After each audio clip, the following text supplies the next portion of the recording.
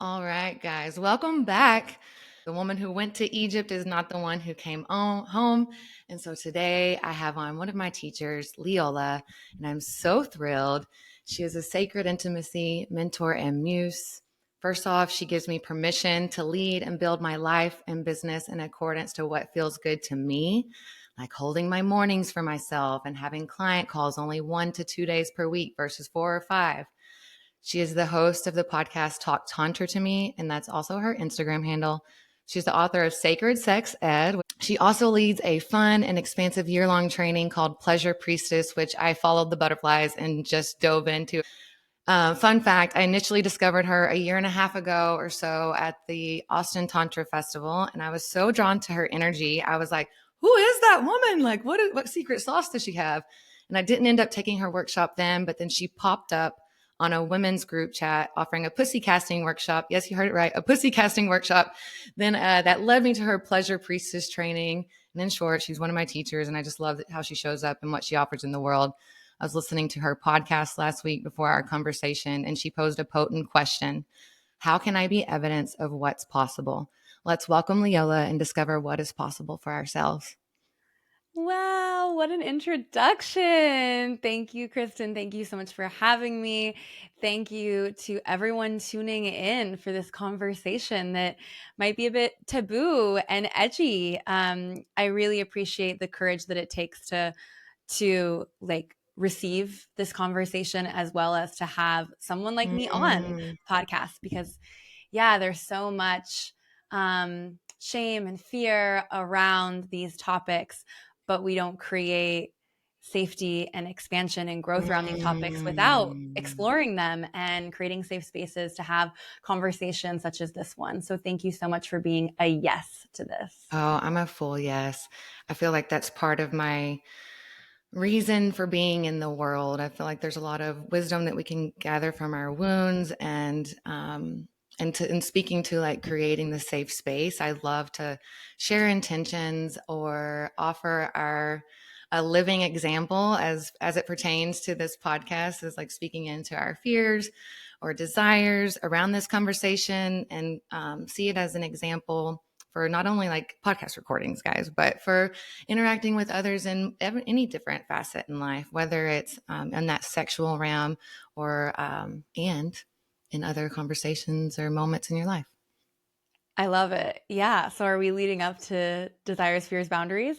Yeah, let's do it. So I love that you had suggested to use this tool. So for those that are brand new to this world and to this work, there's a tool that we use, not just in sacred sexuality spaces, but it's a tool to prepare yourself and create a really safe, sacred, powerful container to go into by addressing what do you want to get out of this experience?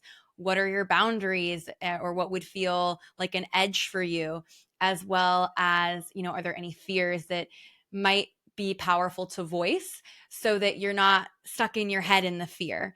Because it is so hard to be in the present moment and get the most out of the present moment, especially with another person, when we're in our heads worried about them crossing our boundaries or some, projection of our past that is showing up as a fear in the present moment. And having a conversation or a dialogue such as the one that we're about to have can be really empowering to, again, invite you into the present moment. And I loved that you suggested this. I think I share about this in the book as well, but I don't think that I shared a specific story. This framework is very powerful to use like going into sexual situations. However, I use it in non-sexual situations all the time. When I met my mother-in-law for the very first time, for example, my husband was like very new to this world and this work. He had never like dipped his toe into this at all until he met me. In fact, we met at a workshop I was facilitating, a Tantra meets kink workshop. And he dove in head first, was like, this is amazing. And a few months later, we went to Colorado to stay with his mom and to stay in her house for like 3 days. It was like my first time meeting her. And I'm like, not like, Diving in. I'm excited, but I'm like, there's lots of fears. There's lots of fears coming up. And she's also very religious, and there's a lot, there can be lots of tension between the type of work that I do and religion, and mother-in-law, the whole thing. And my husband actually initiated this conversation. He was like, you know what we should do? We should do desires, fears, and boundaries, or like for the weekend. And it was great. So like I was able to say, hey, like my boundary is that, I have some time to myself, once a day. My fear is that you're going to take it personally and think that I don't want to be around you, when in reality, I just need a lot of, time to myself, and etc. So it was really, really helpful to go into the weekend, and neither of us were in our heads making up stories about how the other was showing up, because we had this conversation and it was clear, what to expect. And it was great. And our relationship That's is so great to this day. So Yeah, that's beautiful. I'm like, I wish now I know moving forward in relationship scenarios whenever I'm meeting the parents for the first time, because it can feel like, oh, it's like, oh, are they going to accept me? And that story, actually, I heard a little snippet in their little group chat that we have, which is so amazing. And that's actually inspired this. I was like, oh, we should have a conversation for the podcast. oh, amazing. I So love that. there's, hmm Yeah. So let's get into it. hmm What are your desires, Kristen? What would you like to get out of mm this experience? mm. Closing my eyes, I'm like really feeling into that. I desire the connection with you. I desire to share your medicine with the world. I desire to be open and vulnerable with our conversations. Mm, I have a desire to just help you birth your story into the world. A desire for myself to use my voice and show up as well, without, restraints or as many. Yeah. Yeah. I love it. Great. So I'll share my desires now. First of all, I echo all of your desires. Those are all in alignment for me. Uh, to add, I desire to bring some revolutionary wisdom to people that Mm, haven't experienced this world or this work before.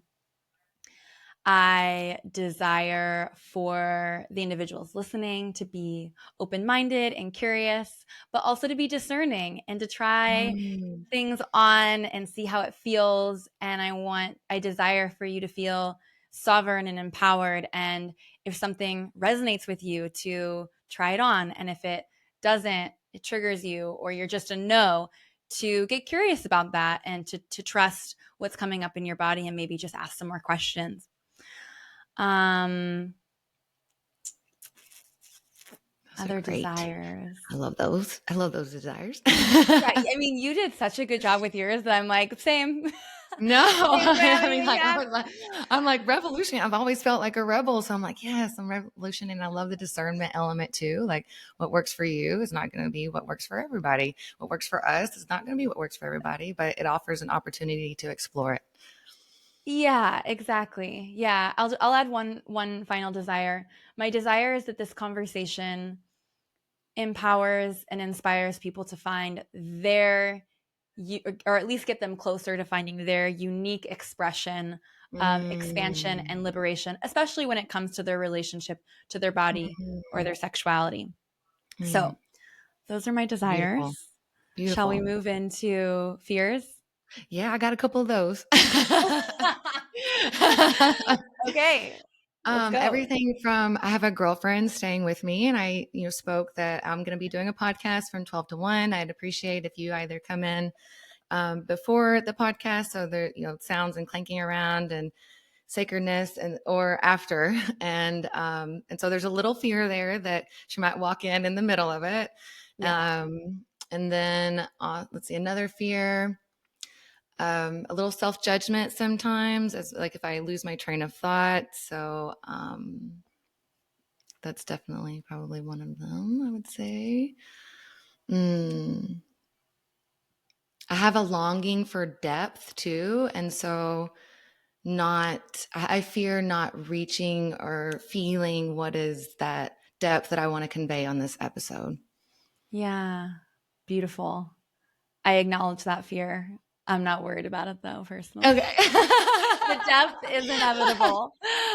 Um, so for me, are you complete with your fears? Mm-hmm. Yeah. So similar to the depth, but different. I have a fear that like it's not going to land or it's not going to Mm. translate or people aren't going to get it. I have a fear that people are going to judge me and think I'm just like a weird sex lady. It's inevitable. There's always going to be someone and it's okay. It's okay if you think that about me.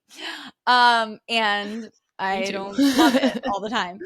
Um, what else? Oh, I have my dogs here and they're being very Mm. good and quiet and I kind of rustled them out Mm. before, but I have a fear that they're going to get like active and start chewing on wires or something. Mm. Um what else? That actually brings one. My friend's dog is currently Zen on this. I don't know if you can see a little chase lounge that I have, but Oh, nice. he'll occasionally yap if he needs to go outside or wants to be let down or something like that. So that brought one attention or highlight to one that I hadn't previously acknowledged. Acknowledging it. And if Mhm. it happens and we'll handle it Yeah, and exactly. we're human and they're dogs It- and this is life. exactly. I'm a Authentic. Yeah, exactly. I'm afraid I might get like a brain freeze or like be like, oh, how do I want to answer this? And then I'll like think later, like, oh, I should have said that. That's the thing that happens to me a lot. Even with the book, like the book is coming out and I'm like, oh, I should have said this and I should have added that. I should have Hmm. worded it differently. And I'm sure you resonate with this, that it's like Oh, at a certain absolutely. point, like you just have to put it out because Yeah. there's Just always going to be release it. something. Yeah. Yeah, I mean, because there's, and then it's interesting having that version of you as a living, breathing thing in the world as you continue to evolve and expand and Yep. put things in your tool belt and or have different revelations and or believe differently than you did Yeah. in the book. And so Uh-huh. that's an interesting element too. Yep. Absolutely. Hmm. I think those are all my fears. Okay. I think I'm complete. So boundaries. Do you have any Yeah, boundaries you'd like to this share? one I tried to ponder a couple of them before, and I'm like. Mm,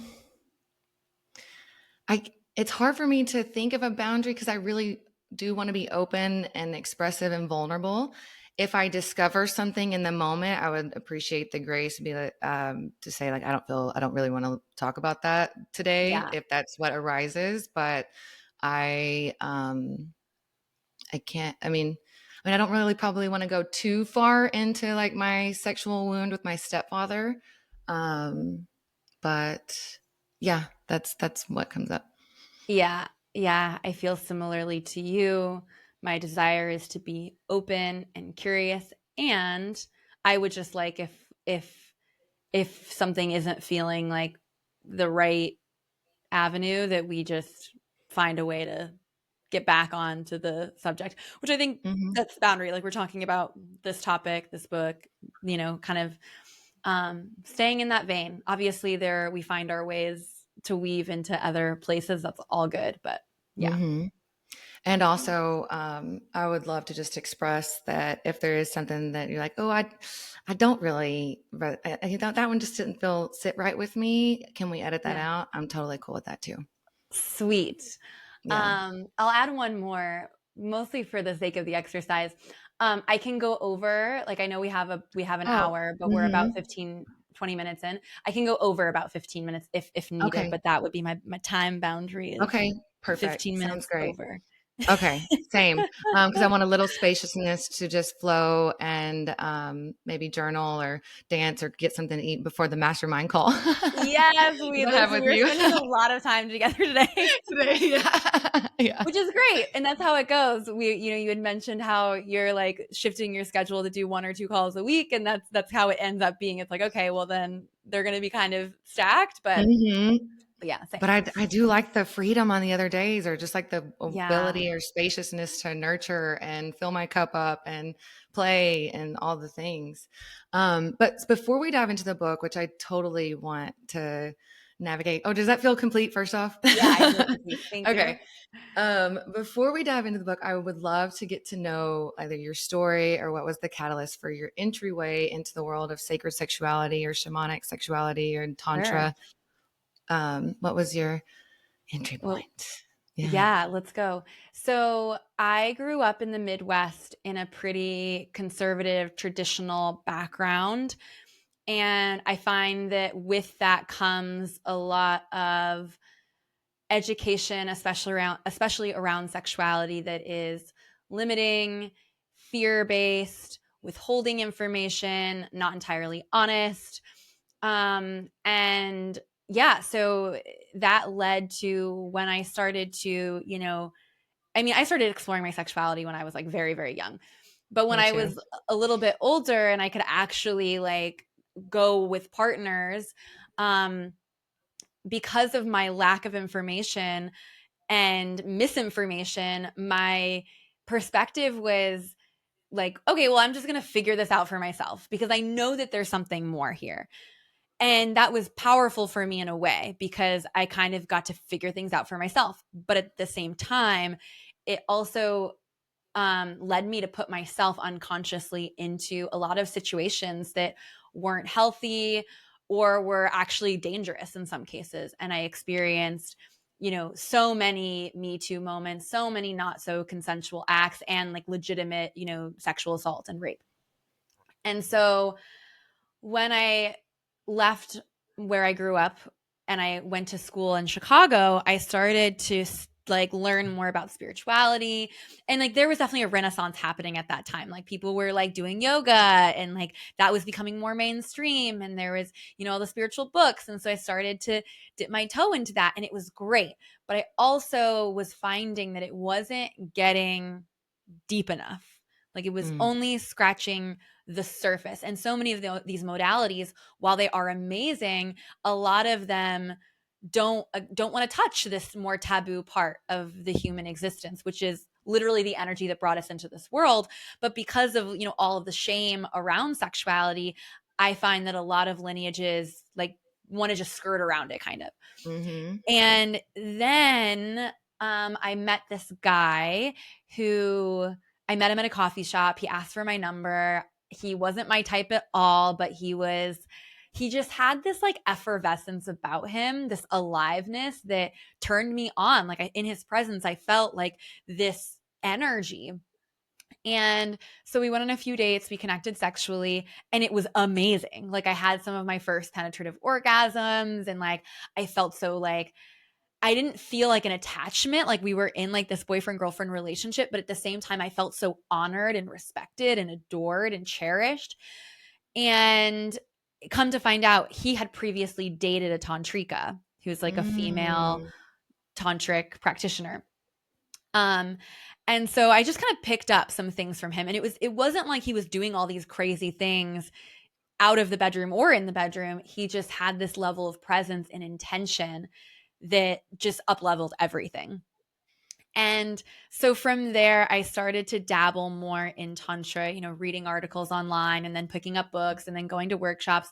And in the beginning, it was really just to get some like sex tricks. Like I just wanted to enhance my sex life. But many people find that not too far down the road of like exploring Tantra, you learn that Tantra is actually not like sex is a very small part of it.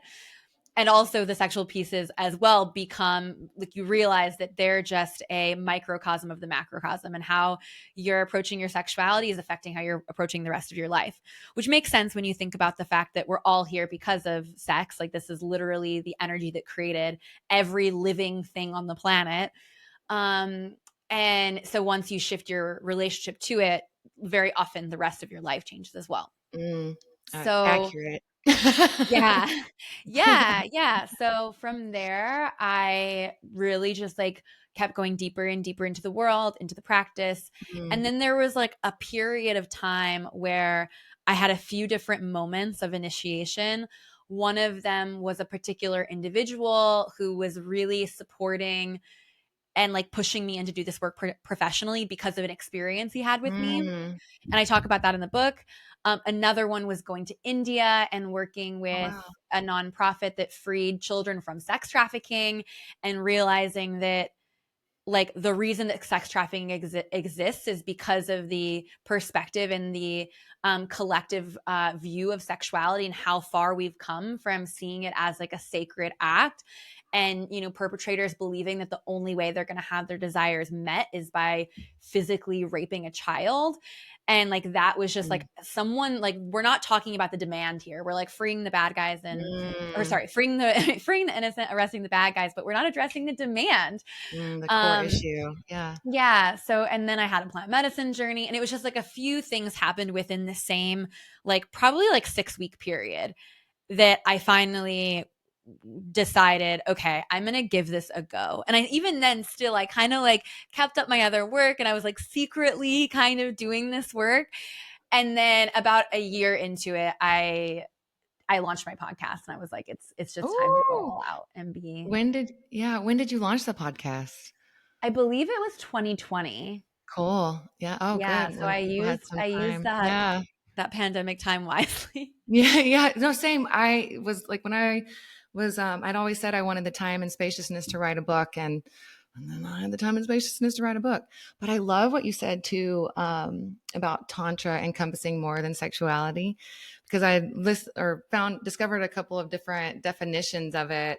And I was like, oh, when I look at it through that lens, I just thought it was like, sexual practices at first. Yeah. But when I looked through it through certain lenses, I was like, oh, I need to give myself a little more credit. I've been doing weaving tantric elements into my life in more ways than I had thought I did, and so I'd love for you also to share your definition of tantra, because I feel like there's a lot of freedom within it, and Yeah. how to like maybe weave it a little bit in that day to day life. I know you mentioned presence and intention, so yeah. Yeah, absolutely. So, I first want to say that Tantra and the lineages of Tantra, and even the word Tantra, have evolved a lot over the years, and have also been adapted by different groups and Mm, religions and East and West. And then also, at the same time as it's adapted over time, the very principles of Tantra, while Tantra is associated with East Asia, India, the same exact teachings and principles have been found like in ancient Lemuria and kind of like all over the mm, place. So it can be a little bit ambiguous when people say Tantra about what they're specifically speaking to. And I just want to address that.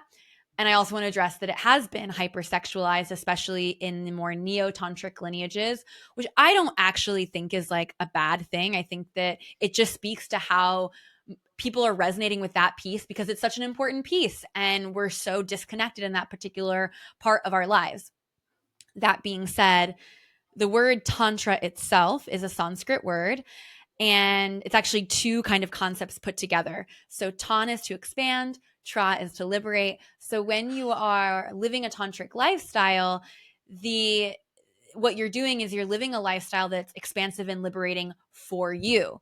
What's mm, beautiful about that definition is that it is so broad. What is expansive and liberating to one person is very different to the next person, and changes over the course of their life.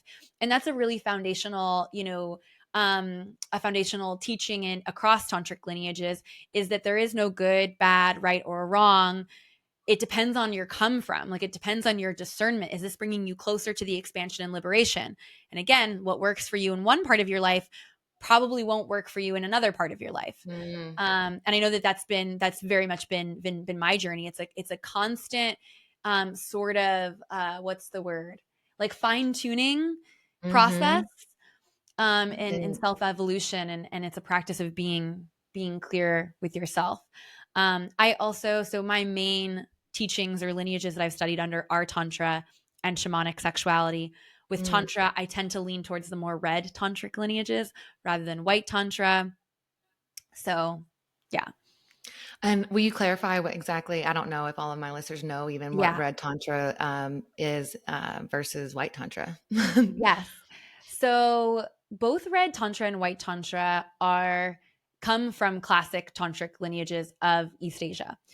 The white tantric path is known as the more masculine path. It's also known as the right hand path.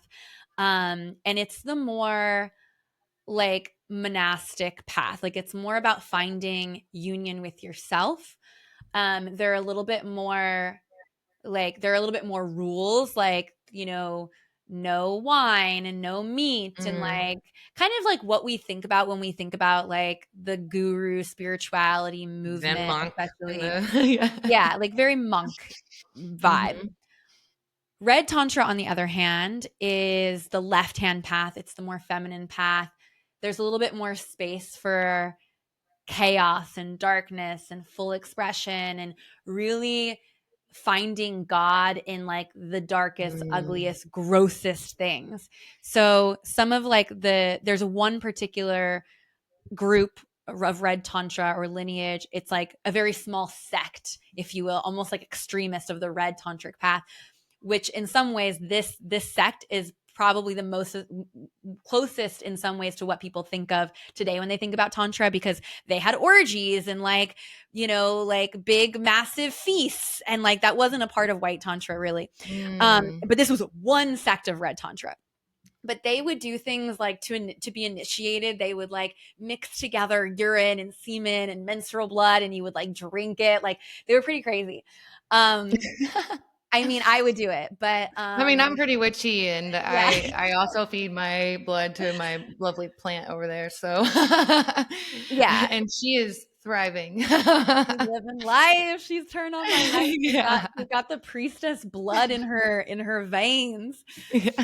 Um, And I also think that the red tantra, from what I gather that you shared, gives me permission to be human and be messy and make mistakes and allow myself to evolve. Because I feel like whenever I was hyper focused on like the personal development or the growth or the meditational or the yogic, white tantric, I guess those are more leaning side.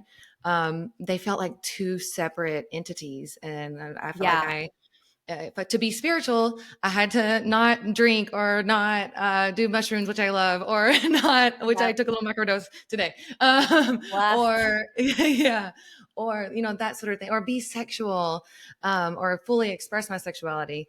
And so I really, one of the things that I feel like I'm here to help share amplifies the integration of sexuality and spirituality. And I've also discovered like the more I embrace my humanness, the more I feel tapped into the mystery of life, or like more synchronicities appear and that sort of thing.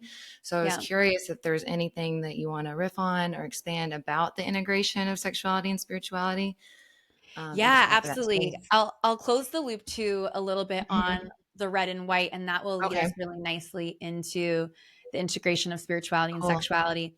But yeah, so they say with the red tantra, I also want to say like, both most of tantra, many tantric lineages have these teachings around inner masculine, inner feminine, and finding balance between Mhm. them. White tantra is more about finding that within yourself, which I Okay. think is really important. And then Hmm. red tantra, there's more permission for you to explore that Mm. in relationship and find that in relationship and use Mm. that as a way to develop your own inner masculine and inner feminine. And I'll also Oh. say that, like, so that they say that white tantra is like the safer path. It takes longer, but it's safer. It's more guaranteed that you will find enlightenment, right? Mm. Whereas with red tantra, it's it's faster, it's a quicker evolution process because you're having these really deep, intense, powerful initiations, but it's more easy to get distracted and get like fall off the path, Mm. which we've Mm. all seen, and many of Mhm. us have done in various parts of our lives if we've lived that. I really like both, and I incorporate both into my work. I have an online course called Turned On by Life that's a little bit more white tantric. It does have some Mm. pink and red in there as well. And then, I have a lot of red tantric. A lot of my retreats are more red tantric, and um Mm. yeah, so What would you um consider? I don't mean to interrupt you, but I'm like, what would you consider pink tantra or what? is both. I would say pink Oh, tantra is like both. So I would even say that I'm a pink tantra priestess, okay. which feels like a character from a cartoon. Oh, I love it. Um, but yeah, so pink tantra would be kind of blending the two. Okay. Yeah. No, it's interesting too that you say like the inner union and white tantra. I feel like the woman who went to Egypt is not who came home. And so when I was in Egypt, I wrote vows for myself and I bought myself a ring. And so I was Oh like, my God. yeah. And so I'm like, wow, okay. So that's it. When you say it like that, I reference it to where I'm at in my life and continuing to explore the relationship area and dive and expand more on the red tantric paths. It's like, oh, that's very symbolic, and I just wanted to notate or mention that. Yeah, that's amazing. Thank you for Hmm. sharing that piece, the little intermarriage, interunion Yeah, yeah. ceremony. That's great. I was gonna add something else about the red tantric and white tantric, and there's that brain fart Mhm. that I'm so afraid of that is taken over in this moment. But it'll come back. It'll come back if it's meant to. Oh, I remember what it was. I do think that like both are amazing paths, as I've said. And I think that Mhm. it can be really powerful to have a foundation of a more white tantric perspective to support you on the red tantric path. So it's easier for you to Mm, come back to if you're feeling like pulled into drama from a medicine or relationship or otherwise, having that foundation of white tantra can help you come back to yourself and have clarity and discernment mm, mhm. as Like well. help ground and that sort of thing. Yeah. Yeah. Mm, I love that. So you were asking about riffing on the Mhm. connection between spirituality and sexuality. Let's Mhm. get into it. Yes. So sex is something that we've made out to be so taboo and not spiritual in a way. Like so Mm, many religions or spiritual lineages have so many rules around how it's okay to connect sexually or if it's okay at all. Even like the modern like new wave spirituality, like very often they're like, oh, if you have sex with someone you're going to take on their trauma and then like for 7 years you're going to be haunted by their like bad vibes. It's like it's so weird. I don't want to give like I'm more powerful than that. That's how I mhm. feel about it. Like my sexuality is more powerful than being like Mm, haunted by mm, someone else's vibes. That could you could totally take on someone's peace or whatever, but you can also release it at any time. So I mhm. feel like even like it's like these new age spiritual lineages have like taken the same shame and guilt and fear around sexuality and just Mm. repackaged it with like a crystal on top. And I'm not here for it. So No. I'm here to help you realize that sexuality can be empowered, it can be pleasure based, and it can be really honest. And that sexuality is really, really powerful. And with anything that's very, very powerful, there can be danger. You know, Mm, sexuality is very similar to money vibrationally. Money is a mm, neutral substance, it can be used to create more peace and love and joy in the world.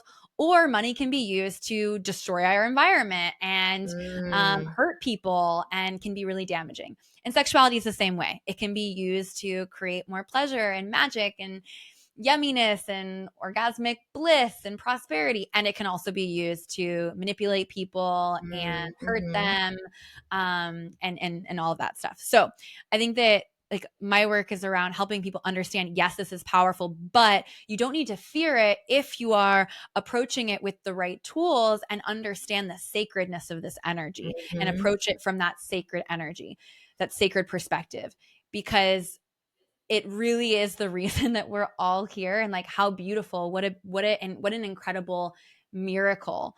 Both tantra and shamanic sexuality have these foundational understandings that mm, there's a spiritual world, there's a physical world, and there's an energy that connects them, and that is procreative mm, and it's sexual and it's erotic. And if we feel weird about our relationship to sexuality, to that energy, then we're probably going to feel weird about why we're even here because that energy brought us here. mm. So that's my riff. Yeah, no, that's great. I love all of those distinctions, and I just like to shout out my parents for their for their arrows who are bringing me into this world. Let's go. We're Right? all here because someone had We sex. could have chatted about it a little more, but Yep. yeah. Um, No, that's beautiful. This like the integration of two and like holding it with more reverence and the distinctions between um or like the opportunities and possibilities with the realm in the realms for all different avenues. And some, Yeah. and I know I've been an explorer, whether consciously or unconsciously, in many of those like lighter and darker realms. And it's like, oh God, was I manipulating them by people pleasing? I could argue that, or morphing into who I thought they wanted me to be. Yep. Yeah, I was a little edgy or manipulative in that sexual space too. So I definitely like that you spoke to that. Another thing that I would love to dive into or explore is that because of like the white tantric path and like feeling like I had to teetotal like the alcohol or shame myself when I drank or that sort of thing, even if I was having it with a little more intentionality or just having fun and like I'm like this is playful. Yeah. I felt like I had to walk a certain path or for my vessel. And I'd really love to just explore or expand on a couple of things, like the intentionality with wine or alcohol and the pleasure induced altered states of consciousness because I've dabbled in all kinds of different substances Yep. and I've experienced that an incredible journey just through sensual touch and pleasure. And I don't, it seems like so unknown to me. I'm like, I don't even know how to put it into language. So Yep. I was like, hopefully Leola can help offer a little clarity around that, the pleasure induced altered states of consciousness. I love it. So one thing I want to wrap up from the last piece around, Hmm. you had mentioned like having these exploratory phases, Hmm. and I want to just acknowledge that everyone's expression of sexual liberation can look very different. So it can look like what you've been sharing, Kristen. It can also look like having an OnlyFans and like being Hmm. poly, or sexual liberation could look like being very monogamous and actually like really being more like covered in your body and not wanting to show your body. Hmm. Like all of that's okay, and it could also mean celibacy. And in the book, I do talk about, hey, like it's not about what you're doing. It's again the intention of like why Hmm. you're exploring mono or poly, or why you're being celibate, or why you're having a slut phase, like, and how to do all of those in the highest vibe. Like if you're gonna be Hmm. choose to be consciously celibate, awesome, great, I've done it. But make sure, like, here's how to make sure that it's not coming out of shadow. It's not coming out of like Hmm. fear of being judged by your guru or whatever, or it's not, or and also like if you're going to be celibate, then making sure that there's another outlet for you to explore your sensuality and your life force. And then, Hmm. and then I also offer the same examples for if you're going to have, a conscious slut phase. Yeah, I mean, So, I think that I've explored or felt different ways in different moments in my life, and that helps give like just the permission to evolve or shift moment to moment, or there are different phases in my life. Because at one point, I remember thinking like, "Oh my God, I have so much love in my heart to give. Polyamory makes so much sense." And then I yep. was like, actually, more recently, I'm like, no, I want that one, like that sacred partnership, like the my husband, like I'm craving that depth. And not to say that you can't experience that depth in a polyamorous realm, but just in a different dynamic. And then I've also had periods of my time in my life, like where I'm like, oh, I just don't really, this is just a time where I'm not exploring sexually, at least with other people, maybe more with myself and Yeah. my body and different practices. So I love that. Yeah, absolutely. And I'll say, like, there might be some people listening in that feel like they struggle with libido or might even think that they're Mm, asexual. And this book is for you too, in a way. mm, There's definitely like can be imbalances in our bodies that create lack of desire or low libido, mm, or creating a reality where we think that we're asexual. And that's definitely a piece. But very often I find that the reason that people have a low libido or feel asexual is because they actually just don't know what feels good for them and what they like, mm, or they've had experiences sexually where generally they haven't been getting what they liked, or have even been traumatized in some way, shape, or form. And so they actually shut down that part of themselves rather than creating a healthy relationship with it and figuring out what actually feels good for them. So I just want to, mm. put that out there. But we can get into the altered state stuff Yes, now. please. Okay, so pleasure is an altered state of consciousness. Um, when we're in situations where we're beginning to feel good in our bodies and have pleasure, it's because we have certain chemicals firing off in our brains. And those chemicals are similar to the chemicals that we would maybe experience if we had a glass of wine or plant medicine or whatever. So it's important to recognize that when you are in the altered state known as pleasure, your neuroelasticity is very like pliable, and also Mm, not all parts of your brain are working at the full capacity that they maybe normally would, mm. including your discernment. So there's lots of power in this and also lots of responsibility. Mhm. So tapping into that neuroplasticity, tapping into how open you are energetically to new concepts and ideas and ways of being, like it can be really powerful to pair pleasure with sex magic, for example, for that reason. Mm. You also like might even experience like more cosmic orgasm or full body orgasm, like different types of pleasure that feel like godliness.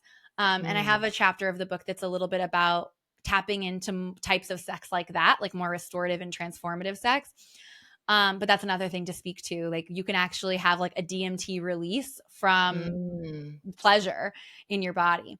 And at the same time, you're also like your thinking and your critical thinking may be impaired, just like if you were on like a plant medicine. So that's why it's important to have conversations such as the one that Kristen and I had at the beginning about desires, fears, and boundaries before getting into that altered state. So Mm. before going Mhm. on a date, before putting yourself in a sexual situation, especially with someone new, considering what are my hard boundaries, what do I want to get out of this before getting into the like pleasure space where like anything goes. Because what can happen is if you're not clear on what your boundaries are before going in, then you might accidentally cross one of those, and then that starts to Mhm. erode trust with yourself, which is like Mm. a I've slippery definitely slope done that into, before. yeah, same. Same. And there are so many potential repercussions of that. So Mhm. that's what you want to avoid and just be conscious of. When it comes to plant medicine, alcohol, other pieces, that's also why like you want to be mindful about pairing different drugs, right? So like Mm. if you already have the altered state of consciousness known as pleasure, being really intentional about what are you going to invite into your body in addition to the pleasure, and what's going to take you more deeply into your heart, Mm. into the present moment, into your feelings, rather than numb you out from the sexual Mm. experience. Mhm. I remember learning about sex unconsciously in a way that it was like you can't have sex without alcohol. And Yeah. I That think a felt lot of people, awkward. yeah, it's awkward. You got to like lubricate it a bit. Yeah. But I noticed for me, if I had more than like a glass of wine, I would often like struggle to actually orgasm because I was so numbed out in my Mm. body. It's not the case so much anymore, but especially like in the earlier days of like self awareness around this world and this work. On top of that, there's been many times where I've been drinking and flirting, and then I went way too far, and I didn't know how to say no, and like you know, and much worse than that. Like that's just the Mhm. surface level. So it's also important to be mindful of those pieces with alcohol and drugs and pairing them with pleasure. Going another level with just experimenting with alcohol and drugs, as we mentioned with Red Tantra, that is something that has a place in the tantric practice. However, again, it's about what is in alignment with your highest truth and your expansion liberation, and choosing substances and quantities that are in alignment with that. Mm. So, Mhm. for example, I love wine. I really love it.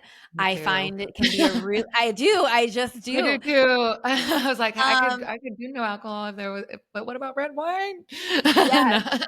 yes, and I would, like, feel guilty about enjoying it, but in Mhm. reality, wine, beer, spirits have been used for thousands of years as a part of ritual practice.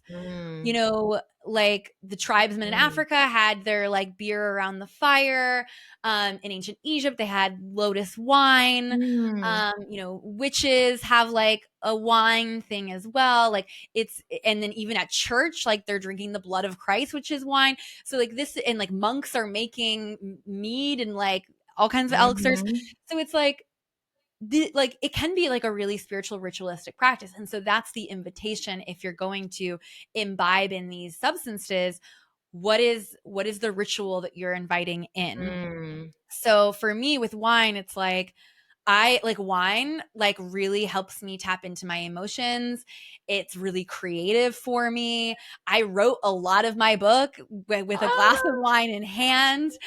um and I've definitely had an unhealthy relationship with it in the past. And I did use it to numb out, and I did use it to me too. like to escape. And so it's also like a really, you have to be really in attunement with yourself and your shadow to know like, okay, am I using this out of shadow? Am I trying to avoid or not? Mm, So, and you know, wine and alcohol as well can be a really great shared medicine to like come together and to celebrate, to all be, mhm, you know, in the same me vibration. too. That's another way that Yeah, I like to use it. Even to on like, savor. and yeah. And even like this one's a little bit more taboo, I think, because it's kind of towing the line. Even Mm, on days where I'm like, that was like a really intense day, or I'm stressed, or I'm overwhelmed, I'll have a glass of wine. And I used to feel guilty about that. Like, oh, am I escaping my feelings? And it's like, no, actually, like I'm just taking this as a medicine to calm my nervous system. I'm going to have mm, a glass. It's a ritual. I'm going to pray. I'm going to send my good intentions in. And that feels good for me. But it's not good for mm, everyone. I think that it's really important to address. Some people have addictive personalities. Obviously, I already addressed. Are you using this to escape? Um, mhm. so yeah, Yeah, so it sounds like that's just like the level and degree of intentionality that you're bringing into the space, into the moment, and whatever you're mixing into your cauldron of the moment. yes, yes. There's a Hmm. study at the Blue Zones. There's like a Blue Zones Oh documentary too. yeah. And they found in the Blue Zones, for those that aren't aware, it's like a scientific study recognizing that there are certain areas of the world where there's more centenarians, meaning people that live over 100 than like anywhere Mm, else. And so they study these cultures. And one of the things that they found was that the people that lived longer actually did drink socially and with food. And those were like the caveats. So I think that that's another thing to mm. to the potential longevity. Again, you know, towing the line and making sure that the relationship is healthy as well. Yeah, I love that. That reminds me for some reason of something my grandma told me. I'm gonna go spend time with her on Friday. She's turning 94. And Oh I'm like, wow. Grandma, yeah, I'm like, Nana, what would you say to someone to get to 94? And she's like, eat bacon every chance you get. And so Oh. I'm like, okay, that could apply that to a glass of wine. I don't know. If bacon brings her joy and makes her Yeah, want to yeah. live, let's go. I think bacon brings her pleasure. It brings Yep. me pleasure. Um, so first off, I want to like shift gears a little bit if you feel complete in that area to talk a I little do, bit more yeah. into your book and creative process. Like I love this. And I love watching you go through this whole like book birthing portal.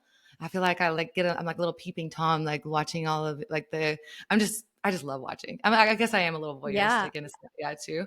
Um, but I feel so seen reading your book. Um, I don't know how much you want to divulge, but there was you. We can We can always leave it if divulge. I you want mean, me it's to. a whole Yeah. book. Okay. So Yeah. I'm happy to Yeah. dive Okay. like Yeah. whatever, Yeah. whatever, like let's do the trailer, the highlight reel. Yeah. You know what? I haven't read it all yet, but I'm gonna finish it by this weekend. But just from when I opened it, and you mentioned like visiting or going to check out a TV show, and then you change the channel or had it ready to go if your dad walked into the room. I'm like, God, that was me too. Like I was like, oh, HBO and Skinamax and MTV were all like banned channels in the Birdwell household, and so I was like listening for footsteps coming down the hallway. I'm like, oh no, okay. Because I was like, oh, I want to see that boob. I'm so curious. Like, what are they doing? I'm like, this is enticing. This feels, yeah, it feels like I'm, taboo, doing something wrong or exploring. Yep. And so I felt so much resonance there. Like my little inner kiddo in me felt seen. Um, And then just to like shared writing backgrounds and like how much of my sensuality work that I'm sharing right now and what phase I'm stepping into, I'm like, well, that's definitely a resonance there. um, so I'm just curious, like where the initial inspiration for the book came from, and then I have a whole like slew of questions around the writing process too. Yeah, for sure. So I loved reading growing up. I've always loved reading. When I was like in second grade, I was reading at like a 12th in like college level. Um and so I think that that's a big piece, is just like having that love for books. Mm-hmm. And then like I kind of always had a feeling that I was going to write a book, even like way before the idea of this book, which is my first book, came into fruition. Mm. Um, in my early 20s, I started writing like a dystopian novel. I would love to go back to that and just see like, is this any good? And so I was like, and I would have like a folder in my phone, like book ideas. And then Mm-hmm. obviously when I stepped into this world and this work, it became even more like, oh, I've been on this journey. I want to share about it. And it could help people. Mm-hmm. So Absolutely. yeah, so probably about 3 years ago, took my first step to like consciously do that. I signed up for Gabrielle Bernstein's like Oh, bestseller course cool. or something. Mm-hmm. And I like did like half of it then, I think. Like I think I did like the outline, and it was this Mm-hmm. book. Like I was basing it on this book. It had a different title at the time. I think I was Mm. calling it Intimacy in the Shadows or something like that, Oh, and okay. making it more of like shadow work, but I'm much happier with this title. I love Sacred that Sex title. Ed. Yeah. Yeah, love the title. Thank you. But I did Mhm. create like a rough outline then. And then it just like went on the back burner. Like it takes so much self-discipline to write a book. And I think that it was also divine timing, because there a lot of things needed to happen that ended up going into the book as well. Um, so anyways, they kind of just sat on the back burner, and I kept getting signs. I even like when I first visited Austin, I got this like download of like, this is where you're gonna write your book. Like you need to move Oh, here so that your wow. book can like happen. Um, and so then I moved here and I didn't write the book. And then last year, I was like, this is the year that I'm writing this book. And I happened to Mm. join a leadership training that was 5 months. And one of the things that we were encouraged to do is to create like a game changer, to make a goal that we were going to Mm. accomplish within like the advanced part of the training, which was like the last 3 months. So I was like, I'm going to write this book in 3 months. So I went back to Oh, wow. the outline that I had, previously written. I changed it around a little bit, and then I just started writing. And so I wrote the book in 3 months, last spring. And then the editing process, like I didn't realize that like the writing process wasn't even necessarily going to be the hardest part, because the editing process is also really difficult, and the publishing and the marketing process is also really difficult. So it's been a huge initiation, but it's also been really like I feel so accomplished. Feel so Mm. accomplished. And I Yeah. kind of want to do it again, like all over again. I'm Yeah. not even done like getting this one. This one's not even technically published yet. So It's like you read it so many times, you're like, "I'm on the next one already." No. Oh, yeah, no, you mentioned discipline, and I totally agree that, like, the whole writing process and just listening to our acts of creation, or longings, um, is a one of the biggest forms of self-love. yeah. And it's like, I just love the whole journey. And so your writing process, I know you mentioned a glass of wine when you're writing. Did you have any other tools or rituals that supported you throughout that process? Yeah. And then, yeah. And did you send it to people and get feedback? That sort of thing. Yeah. So I tried a lot of different things to write. And a lot of people would suggest write every day, write every day. I couldn't do Mm-mm, that. I can't. The like the amount like by the time I would get in the zone, I would like have to go do something else. So Hmm. that didn't work for me. So what worked best for me was to do writing sprints. So I would book myself Mm. 3 days in Topanga, or like I would go to New York for work and I would add on an extra day or two just to focus on like the book. And I would do nothing. I would do pretty much nothing else in my business.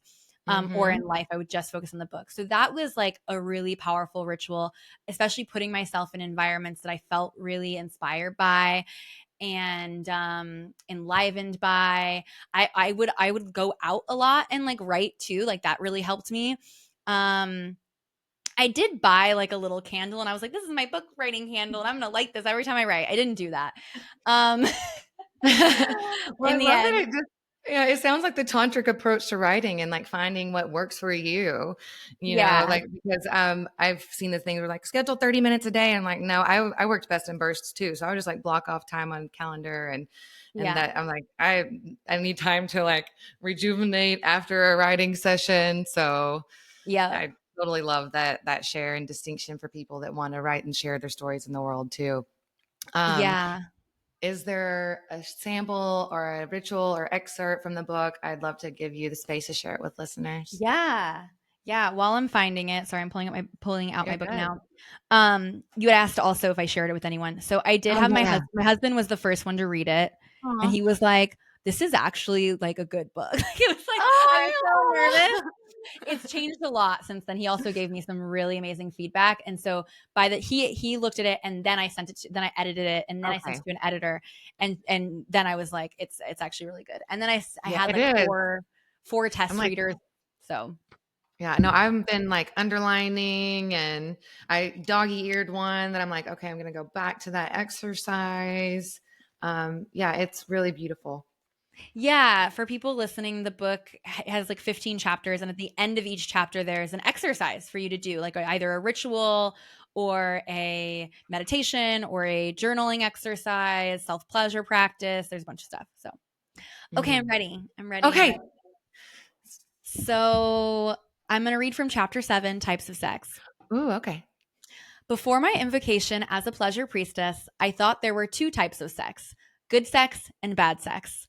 Lo and behold, looking back, most of my sex was bad sex, in that my bar for good sex was very low. I wasn't asking for what Mm, I really wanted, I was fuzzy on my boundaries, and mostly I didn't even know what was possible. I had mm, only an inkling of the transformational and restorative capacities of intimacy. I was mm, blindly leaving the potential of deep emotional connection, healing, and orgasmic bliss on the table. I left the quality mm, of my sex up to chance as I went in it with zero intention and expected my partners to read my mind about what I liked. It's no mm, wonder, given that I certainly didn't receive any sacred sexual education from my parents, the church, or in school. And the boys I connected with were even more clueless than me in most cases. I intuitively knew there was something more for me in the bedroom, which led to a glorious slut phase mm, or two. During said phases, I gave myself a wide berth for exploration. I traveled the world, experienced lovemaking across cultures, signed up for social mm, networks for sexual and kink exploration. I went to Tantra workshops, and my relationship to my sexuality slowly began to transform. I began to transform. I mm, healed my relationship to my body, my pussy, and my orgasmic potential. I educated myself like you are doing now. I'm still finding new depths to explore in my body and in the bedroom, and I hope I never stop finding new ways to meet myself and my lovers. So that's the very beginning mm. of the chapter. I want to read the last sentence I too. love that too. So the whole chapter is all about how to have more epic intimacy, including more Mhm, transformational and restorative intimacy. mm, But the last sentence, but imagine what could happen if you brought in intention. If you decided every sexual experience gets you closer to your highest self and God. So, yes. Sensuality and sexuality as a portal to God. Mm. so yum. You were reading and I got a little truth bump, like just a sensation ran through my body. It's so beautiful. Thank you for Yay. sharing. My Mhm. pleasure. Thanks for the invitation. And something else that like I love the title and I loved your reframe that I was listening to a podcast the other day of yours around the word sex, about censorship and censorship around the word sex. And I would love if you would share that as well, if you remember. Sure. Yeah. I'm not sure which post exactly, but I Okay. will riff. About So, witches and Jesus or something. okay, great. I can do that. Okay. And I Okay. talk about this in the book too. Um, so first of all, I've had so many accounts deleted on Instagram and things Mm. censored, and they won't show my content to like people that aren't following me. Oh, wow. So it can make it difficult to grow and to like spread this information, which is really powerful. Um, and I used to get really butthurt about it. Like I used to get so frustrated and angry and victimy in it. And Mhm. in the end, what I've decided, the story that I've decided to tell instead is that I am being censored And the people that there have been very powerful individuals Mm, throughout history that have also been censored. Individuals that were following their heart, individuals that were mm, trusting their intuition, individuals that were helping society evolve in really positive ways, including Galileo, including Jesus, including witches, right? mhm, And all of these people were censored to a much bigger extent than I am, in that they were mostly like killed or exiled. Um, and rather than see myself as a victim of this censorship, what if I decided to see this as like my gift to the mm. world, and to That's decide so that I'm actually beautiful. in a different league than, what I was, where I was putting myself. Mhm, And so I think that's my thoughts on censorship. So when you're censored because you're talking about this stuff, or people are triggered or whatever, it's just a reflection of how much actually these conversations need to be happening, so that we can mhm. evolve and grow and get past this place where sexual violence is so common. Um, so That yeah. brings tears to my eyes. And it's like, if there's censorship there, be curious about what lies behind the veils. Yep. I have one more question. And I kind of feel like it's a little bit what you um, mentioned earlier, or we didn't dive into it or expand on it, but you said the word sex magic. But I was curious if you could give a girl a ritual to call in and manifest her sacred partner or husband. Not for a friend, Not for me at but all. for me. And Yeah, anyone who's absolutely. listening. Absolutely, absolutely. So, just for those that aren't aware of what sex magic is, I like to sum up sex magic with the sentence: I will never underestimate the power of getting Mm, clear on my deepest desires and masturbating or having sex about it. And there is a whole chapter in the book about sex perfect. magic. It's in part 3. Oh, perfect. Um, but basically, the idea of sex magic is it's based on the law of attraction. When you're feeling good, high vibration, joy, pleasure, gratitude, love, and you revel in that, especially, you attract Mhm, more experiences on that mhm, same vibration. And so when do you feel like so good in your body and like connected to God and love and joy? For me, it's like on the brink of orgasm. And I also want to be clear that it wasn't always like that for me. I actually used to have mm, a lot of guilt after I masturbated, and a lot of shame, mm, which was a part of my trauma and my shadow, my sexual shadow. So if you're resonating with that, part 1 of the book addresses those kinds of things and helps you kind of clear the stuff that isn't yours, so that you can go into sex magic as a clear vessel. But mm. yeah, so I did a whole sex magic around calling in my husband. And interestingly, I felt a lot of like, I felt like almost guilty for like using my pleasure for that, to like call in my husband. Like, I should be calling in world peace, right? Like, that was like a weird thing that I had. So, one thing is to make sure that like, want what you want, and make sure that you feel okay about wanting it, and like let go of any Mm, stories that you have around it not being okay. Because mm. actually, I love that. I can speak from experience that being with my husband has made me a better human, a better person. It's Mm, supported me in showing up in my purpose. And so in fact, like, I'm actually creating more peace in the world by being aligned with the person that I'm meant to be mm. aligned with. So It's if you feel beautiful. like your desire is out of ego, there's a reason why you're desiring it, and there's a way to make your ego on purpose. So want to say Mm, that. But yeah, I did like a whole day ritual. So I blocked off a full day in my calendar, and it was actually on my half birthday. And I was particular about that day because it was, first of all, it was like full moon or new moon, I don't remember. I think it was new moon. It was new moon.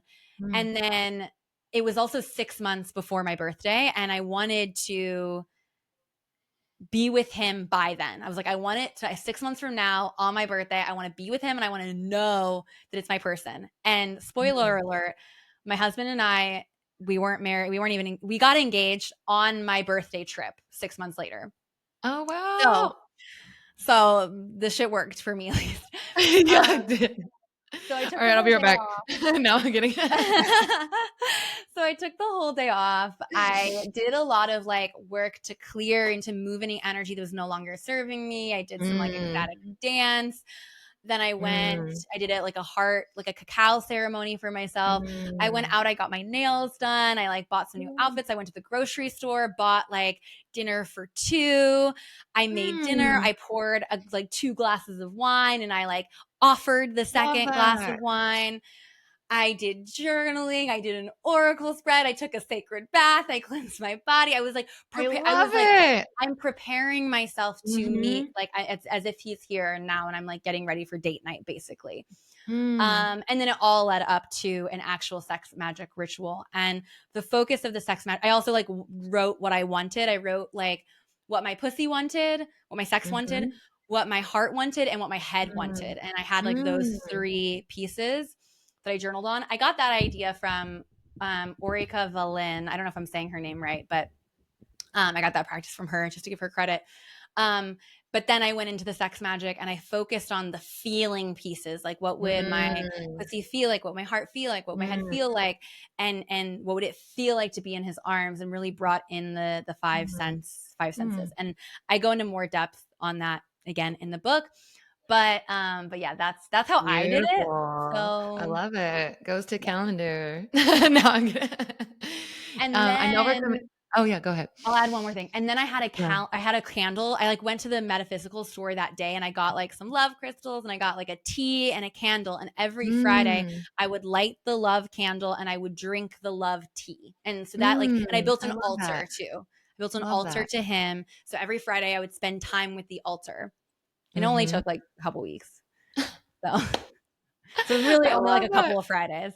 And I then love I it. I just saw a wrote. meme one time that said something like, I don't know, it was something along the lines of, you just think we met naturally, and it's like, but here I was, Yep. like spread out across or whatever. No, Yep. thank you for that. I think that's juicy and magical, and I love it. Yeah. I know we're coming up on our heart out. Is there anything else you'd like to share or drop in or just Yeah, I'll provide? share briefly that the book comes in 3 parts. So the first part is about illuminating your shadows. So Mm. addressing the sexual education that you had that was probably actually like damaging or maybe even inherently traumatic, and kind of Mhm. clearing that out and just addressing it so that you can step into the next pieces from an empowered place and not have Mm. those intrusive thoughts and ways of being, or at least be aware of why they're there and Mm. consciously let go of them. The second part of the book is about expanding your awareness. So basically, like expanding the menu of what's available to you. Mm. So we are often having sex and in connecting intimately and creating relationships under a specific lens that is conditioned. And this is like expanding again what's possible. So learning about the different types of sex, learning about different relating styles, learning how to communicate, things like that. And then the last section um, is about liberating your arrows. So we talk about sex Mm. magic, talk about your golden shadow, being the embodiment of this Mm. work. We talk about BDSM and kink, and kind of just take it to like another level of finding purpose and pleasure in places that you wouldn't think to look. Love And that. I'll say, as you go in, give yourself a lot of grace and love. Yeah, that's it. Yes, and it's available July 8th. I'm going to work to dropping this episode on the day that it's out so you can get it now. Go over to Amazon, Amazing. order it, get the Kindle version too. I think that helps with like bestsellers. So let's make it a bestseller. Let's do it. Yeah. Also, when you order the book, I have a few freebies for you. You do have to go Oh, back cool. to my website to claim them, but talktantratome.com/book. You get a free ticket to the virtual launch party. You also get a free month Oh, in cool. my membership, the Higher Love Club, which is a Wow. great place. Like when you're exploring these things in the book, it's really awesome. But I think that to really embody it, it takes integrating it into community, and it can be really supportive to have like-minded community, which the Higher Love Club is that. And there's some also some other little freebies and giveaways that you'll get Cool. too. That's Yeah. awesome. That's a bargain. Look at that. Yes. Thank you so much, Leola. I've My thoroughly enjoyed this pleasure. conversation. Thanks for having me.